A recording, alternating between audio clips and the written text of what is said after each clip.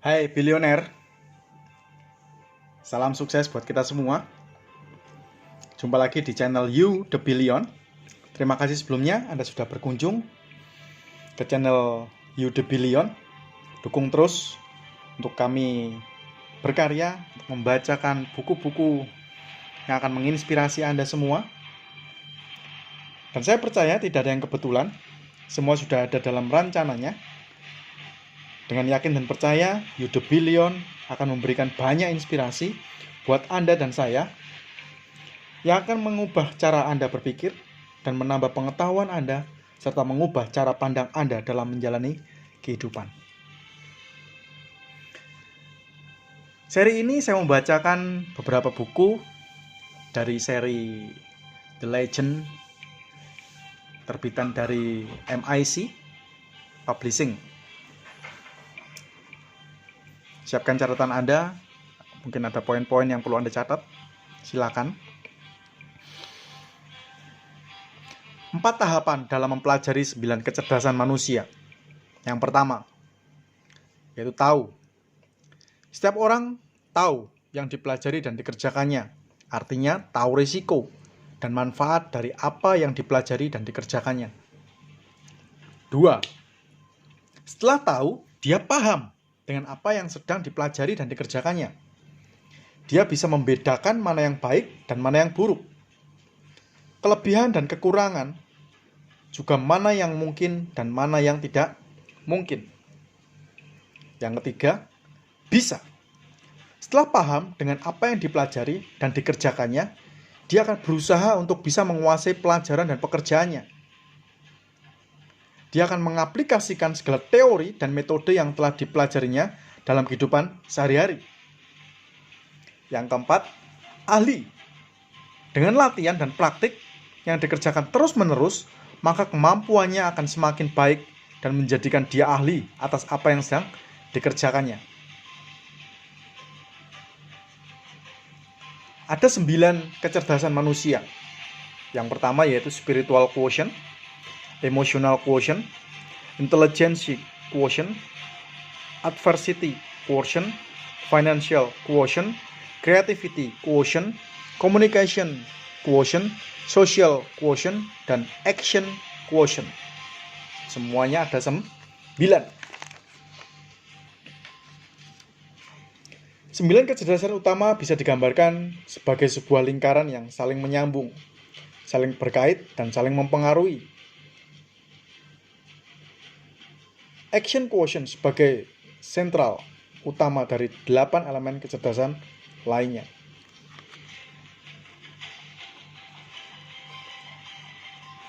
Kecerdasan yang pertama, spiritual quotient atau kecerdasan spiritual. Why? Karena banyak hal dalam kehidupan kita ini tidak bisa kita prediksi. Karena ada banyak hal yang tidak bisa kita lakukan dengan mengandalkan diri sendiri. Karena ada banyak persoalan atau permasalahan yang tidak bisa kita selesaikan hanya dengan mengandalkan diri kita sendiri. Kunci sukses harus diawali dengan setiap orang memiliki kehidupan spiritualitas yang baik dan benar. Kecerdasan spiritual dapat dibedakan melalui tahapan. Pada tahapan ini, seorang menjalankan spiritualitasnya hanya berdasarkan rasionalitas. Keimanannya dikerjakan secara terukur dan transaksional. Semisal, pada tingkat paling dasar seorang memberi 1 dan dia berharap akan mendapatkan 1. Yang lebih parah adalah orang yang memberi 1 tapi dia berharap mendapatkan 2 atau lebih. Ini yang disebut dengan pamrih. Yang paling baik adalah dia memberikan 1 atau bahkan lebih dan dia tidak mengharapkan apa-apa dari pemberian yang telah dilakukannya. Hanya memberi tak harap kembali. Bagai sang surya menyinari dunia, maka dia akan mendapatkan yang tak terhingga dan tak terduga. Teori iman. Pada tahapan spiritualitas ini, seorang telah mengerti tentang teori keimanan. Tapi pada orang yang spiritualitas jenis ini hanya sekedar tahu tentang teori keimanan. Sedang dia mempraktekkan dengan baik teori keimanan yang diketahuinya tetapi lebih sering dia tidak mempraktikkan teori yang telah diketahuinya itu. Keimanannya seringkali on-off atau disesuaikan dengan situasi dan kondisi serta kebutuhannya. Perilaku iman. Orang yang sudah sampai pada tahap perilaku iman, keimanannya telah menjadi sebuah perilaku yang tercermin dalam tindakan dan perbuatan sehari-hari. Tindakan dan perbuatannya tidak berdasarkan pada satu pamrih tertentu. Segala perbuatan dan tingkah lakunya adalah manifestasi keimanan dari nilai-nilai yang terkandung dalam kitab suci yang dipelajari dan ibadah yang dijalankannya sehari-hari. Semuanya dilakukan dengan ketulusan dan keyakinan berdasarkan kehendak Tuhan Yang Maha Esa. Seorang yang telah sampai pada spiritual quotient yang baik adalah orang yang telah memahami dan mempraktikkan power of receiving and power of giving, kemampuan untuk menerima dan memberi. Menerima segala anugerah yang telah diberikan oleh Yang Maha Pemberi dalam segala bentuknya dan mengembalikan kepada sekelilingnya dalam bentuk manfaat bagi sesama. Kecerdasan spiritual yang berkembang dengan baik juga ditandai dengan kemampuan seseorang untuk bersikap fleksibel dan mudah menyesuaikan diri dengan lingkungan dan menerima perbedaan keyakinan sebagai rahmat dan anugerah dari Tuhan. Tahapan terindah dari spiritual quotient adalah hopeless, atau orang tidak mempunyai harapan dalam hidupnya.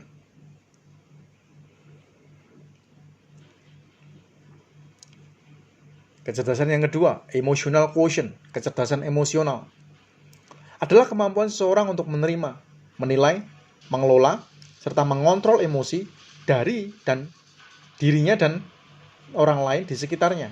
Why? Ada saat-saat dalam kehidupan kita harus merendahkan hati sampai pada titik nadir. Ada saat-saat kita harus menerima keadaan yang menyakitkan. Dibutuhkan kebesaran jiwa dan kebesaran hati. Ada saat-saat kita akan menerima pujian yang akan melambungkan perasaan kita. Dan ini memiliki efek samping. Kita bisa sombong kalau tidak hati-hati. Celakanya, saat kita sombong, maka kita akan dibenci oleh banyak orang. Kecerdasan emosional dapat dibedakan menjadi no control, adalah seorang yang tidak bisa mengontrol emosinya dalam keadaan apapun. Seorang yang bertindak sesuai dengan suasana hatinya. Mereka bertindak lebih kepada spontanitas yang dirasakannya. Mau marah dia akan marah, mau tertawa dia langsung tertawa, tanpa pertimbangan suasana yang ada di sekelilingnya. Social control, seorang yang bisa mengontrol emosinya karena mempertimbangkan keadaan, mempertimbangkan adanya keberadaan orang lain di sekitarnya. Dia tidak akan spontan marah karena masih mempertimbangkan orang-orang di sekitarnya, atau karena suasananya yang tidak memungkinkan. Dia masih bisa mengontrol suasana hatinya, menyesuaikan dengan situasi yang terjadi di sekitarnya. Self-control, seorang yang telah mencapai tahapan ini dalam suasana hati yang bagaimanapun, dia tetap akan bisa bekerja dengan baik. Bahkan mungkin dalam kondisi berduka dan suasana hati yang kalut, dia masih bisa membangun suasana yang menyenangkan bagi sekitarnya. How? Selalu mempersembahkan setiap keberhasilan serta pujian kehadirat Tuhan Yang Maha Esa. Menjadi tuan atas dirinya sendiri. Senang menolong orang tanpa pamrih. Mau melihat dan mengunjungi serta berbagi dengan orang-orang yang membutuhkan bantuan. Melakukan pekerjaan-pekerjaan yang dianggap rendah atau hina oleh orang lain.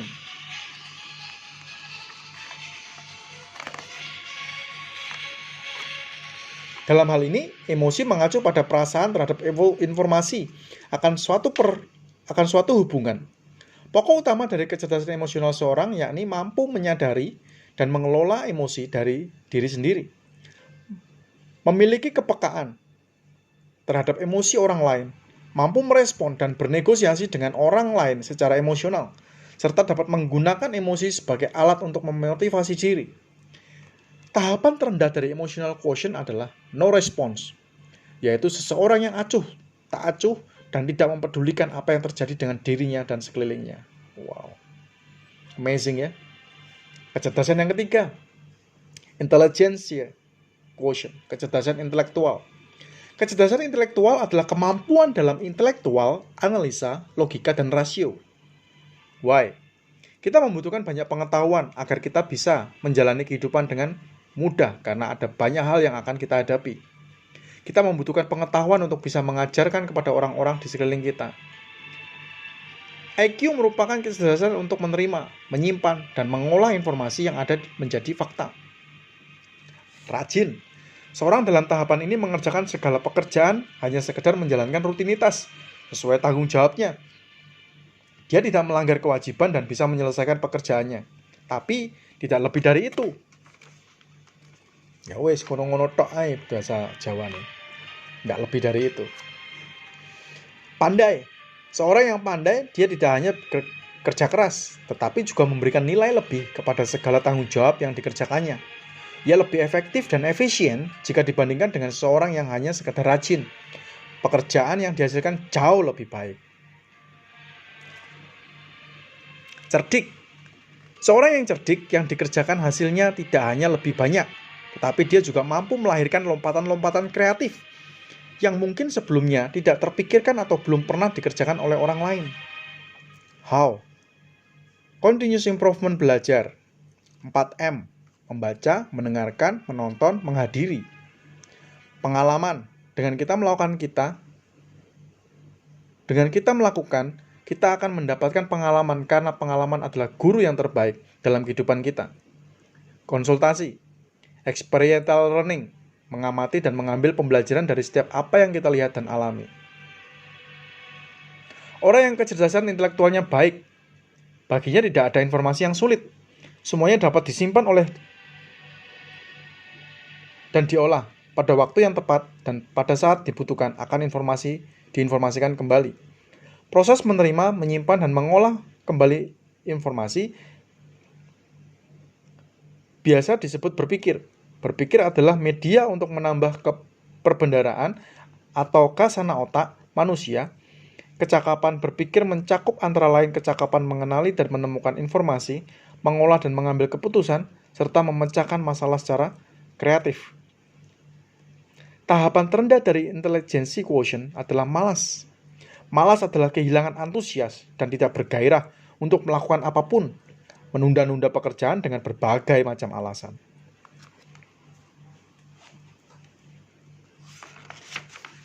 Yang keempat, adversity quotient, kecerdasan ketangguhan.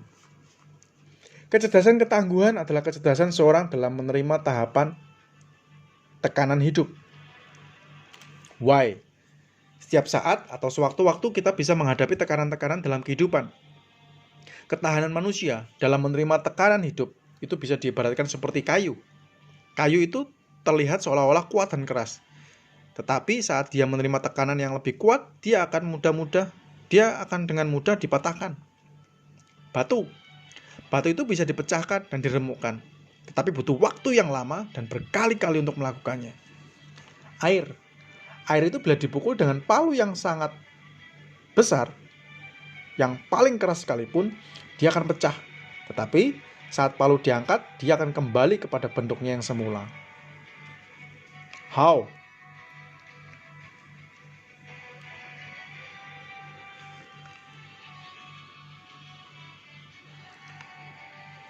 Menghadapi setiap kejadian yang ada tidak lari dari keadaan yang ada. Fokus pada solusi, mencari solusi dari setiap permasalahan yang ada. Menemukan dan menggunakan special way untuk mengembalikan kondisi kita menjadi seperti yang kita inginkan. Memiliki sahabat yang bisa memberikan dukungan dan penguatan. Orang-orang yang memiliki kecerdasan ketahanan hidup adalah orang-orang yang lentur dan fleksibel seperti air. Bukan orang-orang yang kokoh setegar batu karang, orang-orang yang menguasai kecerdasannya. Ketahanan hidup bukanlah orang-orang yang tidak pernah terluka atau orang-orang yang tidak pernah mengeluarkan air mata. Karena air mata sebetulnya bukanlah identik dengan orang yang cengeng dan lemah. Air mata dan tangisan adalah sebuah sarana seseorang dalam melepaskan beban berat yang sedang ditanggungnya. Air mata boleh jatuh karena reaksi spontan dan manusiawi, tetapi bukan air mata yang jatuh karena ratapan dan mengasihani diri sendiri. Dengan menangis seseorang bisa merasa lebih lega, karena Tuhan memberikan air mata kepada manusia bukanlah tanpa maksud dan tujuan. Ukuran bagaimana kita merespon kesulitan, perubahan dan tantangan adalah dengan mengoptimalkan daya tahan atas tekanan dan godaan dalam segala bentuk. Mereka yang memiliki kecerdasan ketangguhan akan memiliki tingkat kecerdasan yang tinggi. mampu menjalani proses dalam kehidupan mereka, mampu mengambil pelajaran yang berharga dari suatu kegagalan, mampu mewujudkan hidup sesuai dengan visi dan misi, mampu melihat kecerdasan antara berbagai hal dan lebih mandiri, serta pada akhirnya membuat seseorang mengerti akan makna hidupnya. Tahapan terendah dari adversity quotient adalah lunak. Lunak dalam hal ini adalah gampang menyerah dan berkompromi dengan segala hambatan dan tantangan yang menghalang. Yang kelima, financial quotient. Kecerdasan keuangan. Kecerdasan keuangan adalah kesadaran seseorang memahami kondisi keuangannya, serta kemampuannya untuk memahami pentingnya perencanaan keuangan, serta pengelolaan keuangan yang baik. Why? Seorang itu bisa mempunyai kecerdasan finansial bukan karena sebesar apa pendapatannya yang dia terima tiap bulan, tetapi seberapa cerdas dia bisa mengelola dan menata keuangan yang dimilikinya.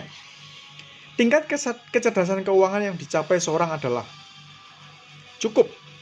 Seorang itu hanya sekedar bisa cukup mengatur dan memenuhi kebutuhan hidupnya. Minimal hanya sekedar terhindar dari belitan utang dan memenuhi kebutuhan hidupnya sehari-hari.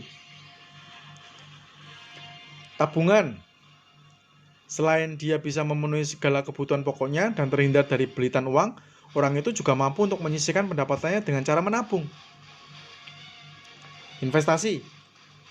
Tingkatan tertinggi dalam sebuah kecerdasan keuangan jika seseorang itu sudah mampu untuk berinvestasi. Investasi adalah penanaman modal yang dimiliki dengan harapan akan mendapatkan keuntungan di masa-masa yang akan datang.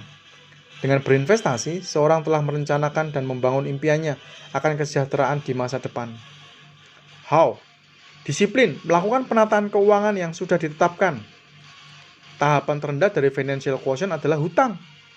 Hutang adalah bentuk pinjaman kepada orang lain karena ketiadaan aset atau modal, dan bentuk ketidakmampuan seseorang dalam mengelola keuangannya. Menata keuangan sama dengan menata masa depan. Yang keenam, creativity quotient. Kecerdasan kreatif adalah kemampuan untuk memunculkan ide-ide baru, menyelesaikan masalah dengan cara yang khas, dan untuk lebih meningkatkan imajinasi, perilaku, dan produktivitas. Why? Untuk mencegah kebosanan kita sendiri dan orang-orang di sekeliling kita, untuk bisa memiliki unique point sehingga membuat apa yang ada dalam diri kita mampu maupun apa yang kita kerjakan jadi menarik bagi orang lain. Untuk bisa memiliki strategi. Tingkatan dalam kecerdasan kreatif adalah copy. Artinya meniru ide-ide yang sudah ada serta mengembangkan menjadi lebih baik lagi. Modify. Artinya seseorang menawarkan nilai lebih sesuatu yang telah dilakukan orang lain melalui modifikasi yang ditambahkan agar hasilnya terlihat lebih menarik. New atau idea merupakan gagasan yang timbul sebagai hasil dari proses berpikir kreatif. Ide dan kebaruan bisa muncul saat seorang keluar dari rutinitas berpikir yang itu-itu saja. Seorang yang berani thinking out of the box, berani keluar dari zona nyaman, dia bisa melihat dan mengamati sekelilingnya dan menemukan sesuatu yang berharga dan yang dilupakan orang lain. Dia bisa melihat apa yang menjadi kebutuhan orang lain. Dia bisa melihat dan menemukan sesuatu yang bisa membuat orang lain merasa lebih nyaman. Dia bisa mengubah sesuatu yang negatif menjadi positif dalam hal kekaryaan yang dihasilkan. How? Melakukan yang lebih baik dari orang lain, melakukan yang tidak dilakukan oleh orang lain, tetapi bukan yang sembarangan. Tahapan terendah dari creativity quotient adalah tidak mau berusaha. Tidak berusaha artinya hanya puas dengan hasil minimal atau keadaan yang ada dan tidak punya keinginan untuk mengembangkan kemampuan untuk meningkatkan produktivitas demi hasil yang maksimal. Yang ketujuh, communication quotient. Kecerdasan komunikasi.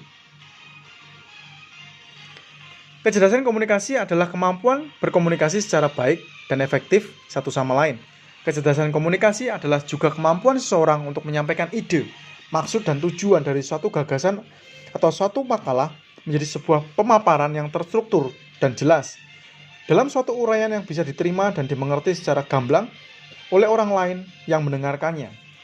Why?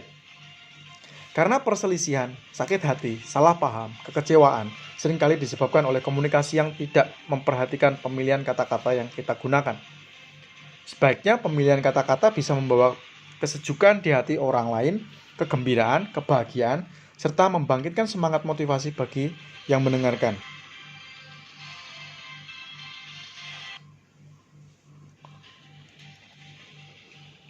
Komunikasi yang luar biasa akan membuat orang sependapat dengan kita.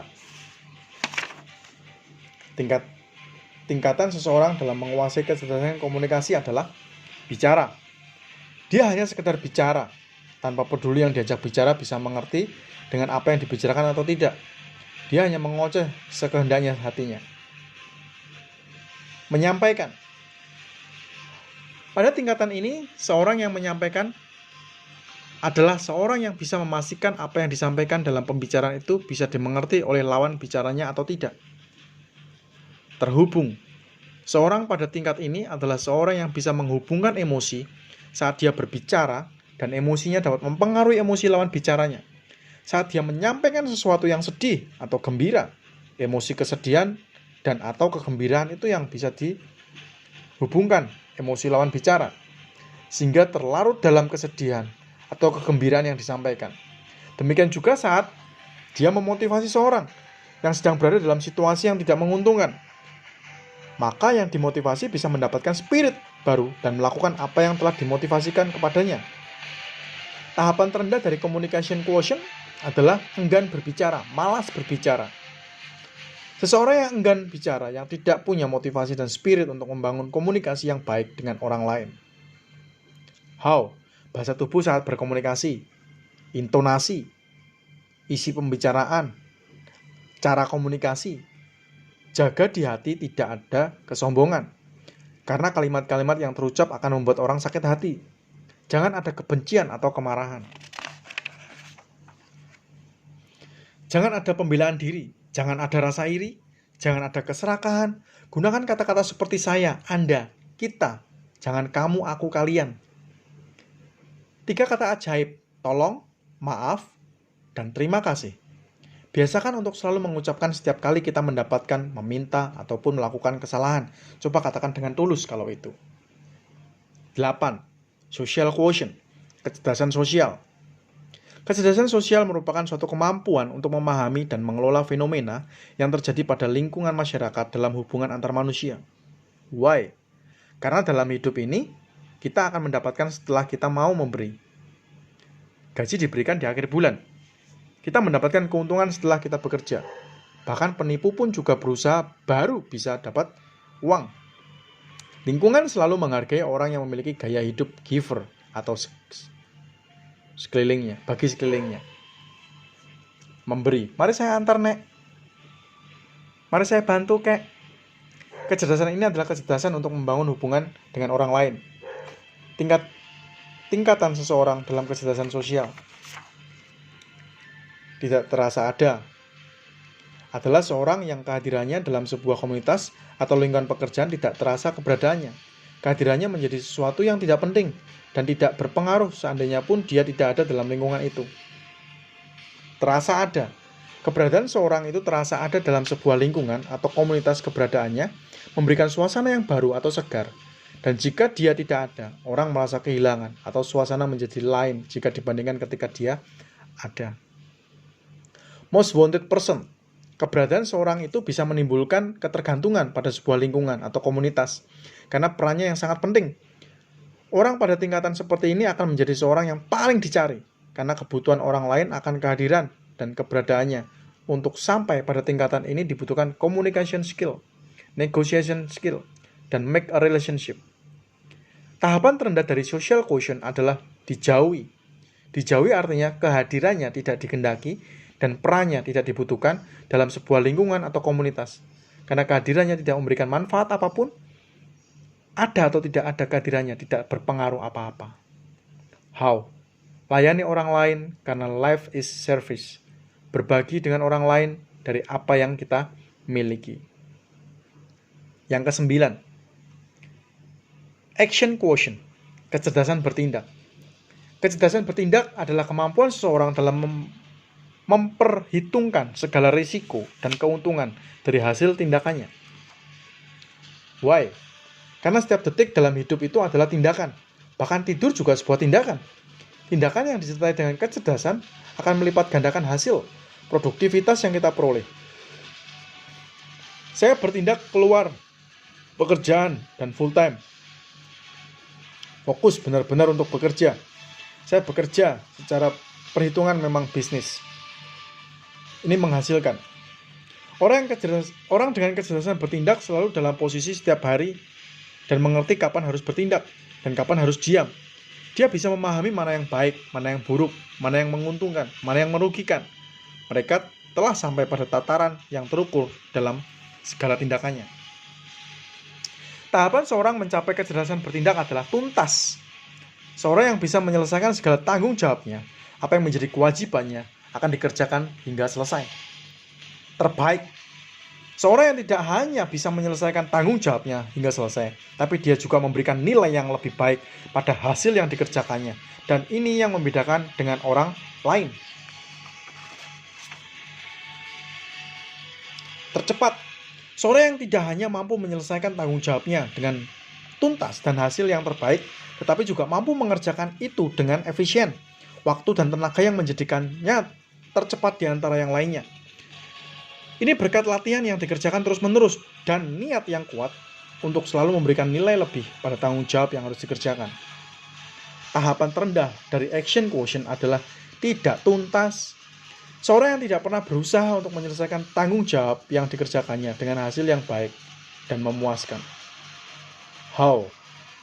Kalau kita bisa melakukan sesuatu dalam 1 jam, bagaimana membuatnya bisa dalam setengah jam?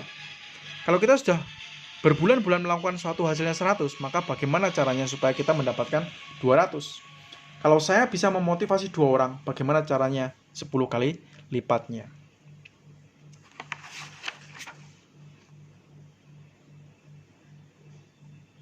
Tahapan untuk mencapai valuable life.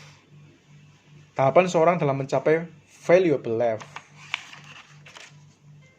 The power of receiving.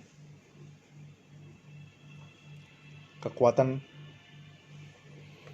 receiving. Tahapan paling awal dan merupakan fondasi utama untuk mencapai valuable life adalah power of receiving. Power of receiving adalah kekuatan seorang untuk menerima apapun kondisi yang ada padanya.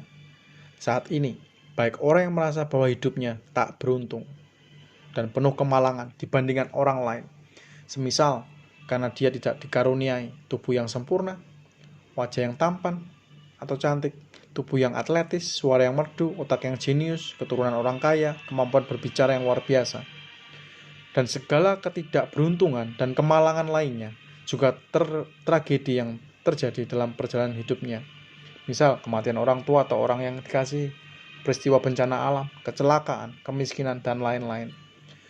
Banyak orang yang menjadi minder, kecil hati, dan introvert karena merasa menjadi manusia paling malang dan paling tidak beruntung, disebabkan kemiskinan, penderitaan, dan segala tragedi yang dialami dalam proses perjalanan hidupnya. Sejumlah fakta telah membuktikan bahwa kesuksesan dan kebahagiaan dalam hidup bisa berawal dari segala kemalangan dan ketidakberuntungan, juga tragedi yang dialami oleh seseorang. Kebahagiaan dan kesuksesan dalam hidup tidak harus dengan memiliki tubuh yang sempurna. Helen Keller, seorang wanita yang buta tuli, lahir di Skumbia, Alabama, 27 Juni 1880 dan meninggal di Easton, Connecticut pada 1 Juni 1968. Pada umur 87 tahun, Helen adalah pemenang dari Honorary University Degrees Women Hall of Fame, the Presidential Medal of Freedom, the Lion Humanitarian Award. Bahkan kisah hidupnya meraih 2 piala Oscar. Helen Keller juga menulis artikel serta buku-buku terkenal, diantaranya The World I Live in, The Story of My Life, diketik dengan huruf biasa dan braille, yang menjadi literatur klasik di Amerika dan diterjemahkan ke dalam 50 bahasa. Ia berkeliling ke 39 negara untuk berbicara dengan para presiden, mengumpulkan dana untuk orang-orang buta dan tuli. Ia mendirikan American Foundation of the Blind and American Foundation for the Overseas Blind.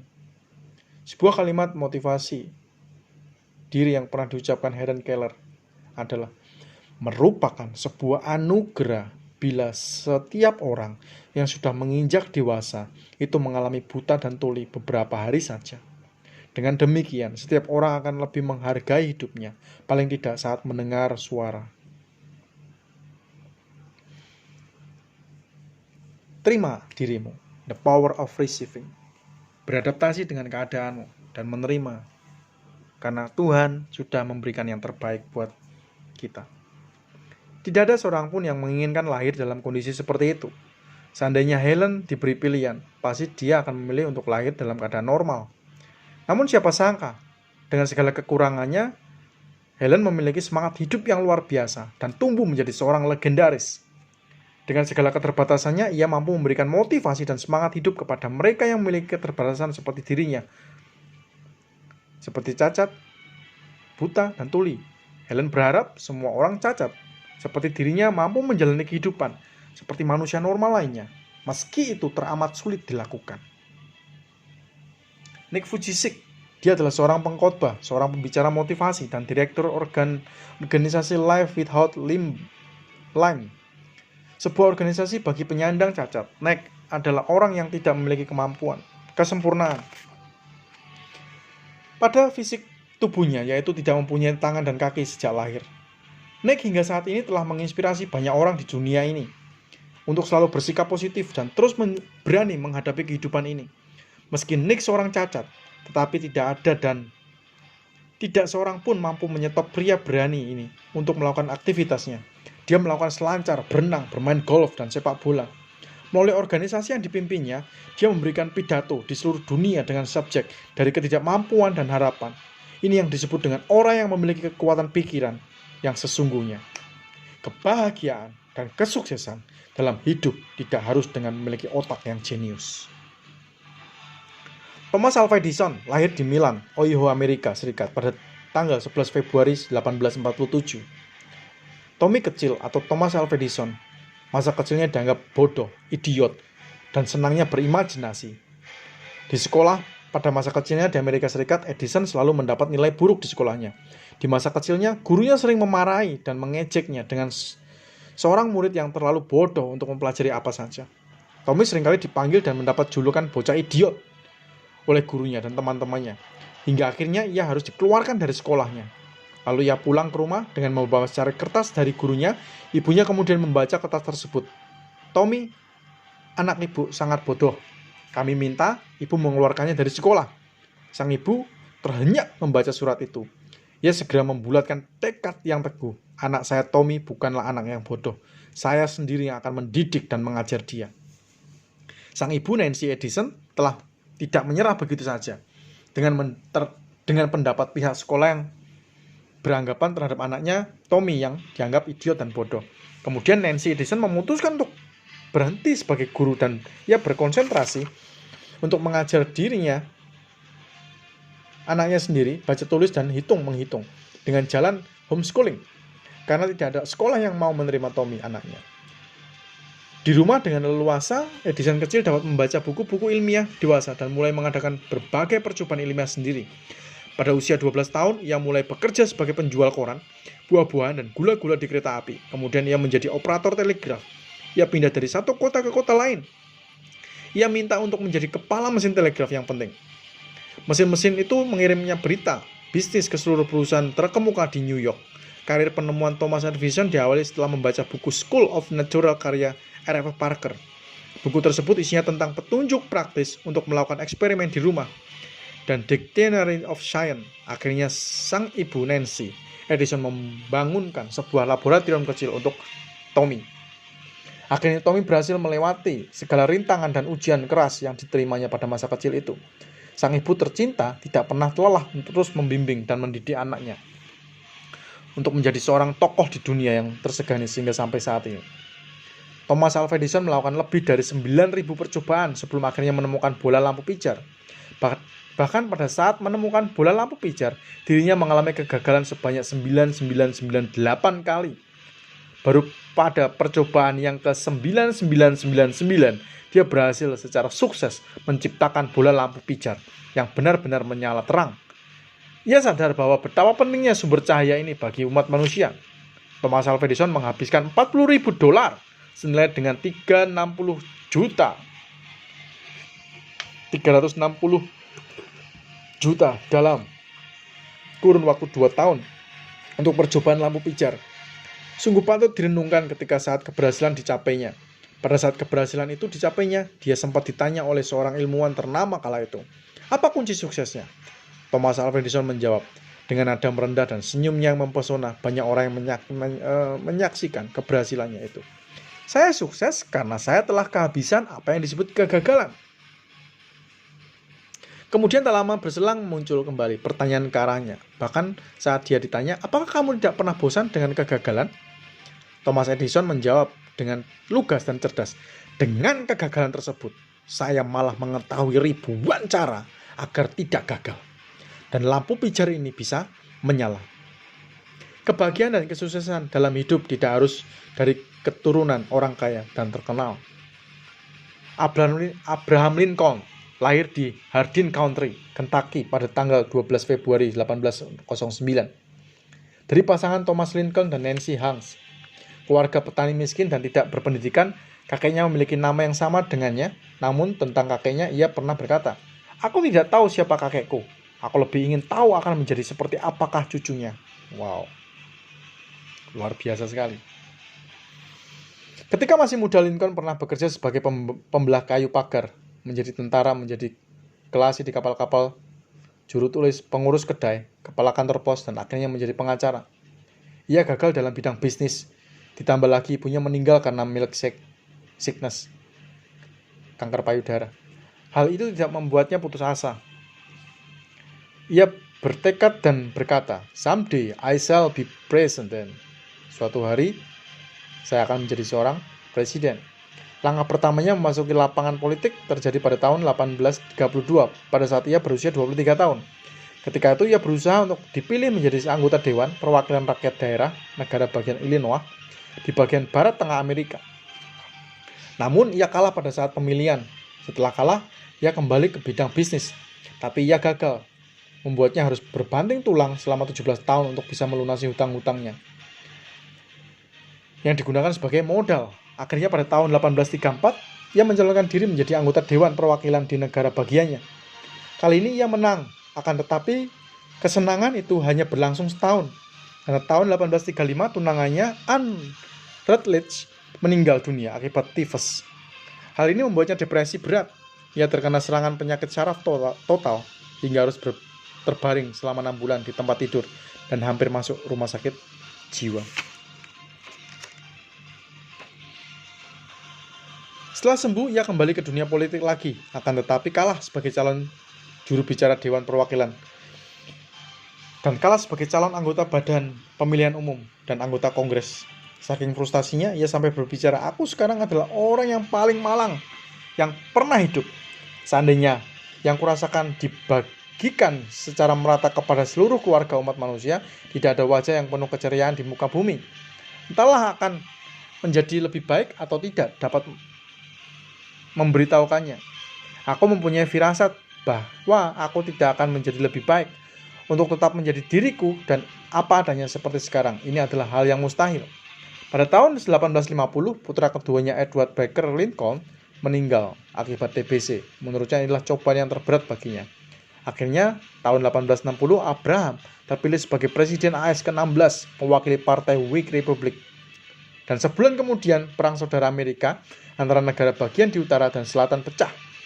Pada pertengahan Perang Saudara, Presiden Abraham Lincoln mengeluarkan proklamasi pembebasan yang mengubah hidup orang banyak.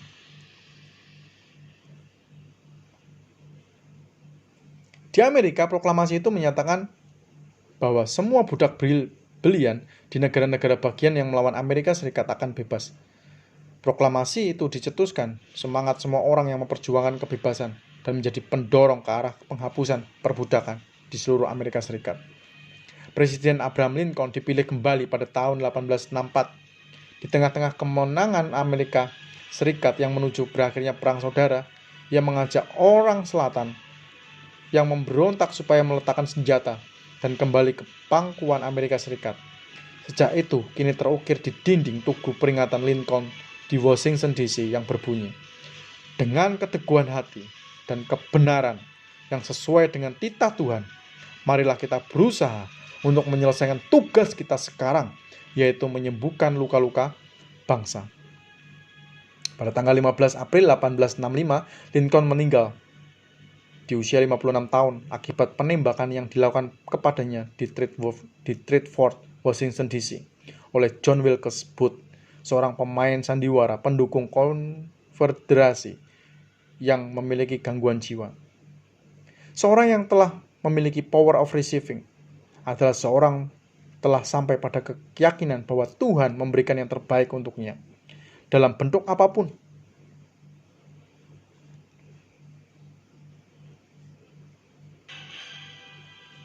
Kehidupan adalah bagaimana cara kita memaknainya, dan kebahagiaan adalah soal keputusan hati. Banyak yang mencari hal-hal berharga dengan pergi jauh dari luar dirinya, padahal anugerah dan kekayaan yang nyata ada di dalam dirinya. Seorang dengan power of receiving mampu memanfaatkan kekuatan dalam kelemahan dan kekurangannya.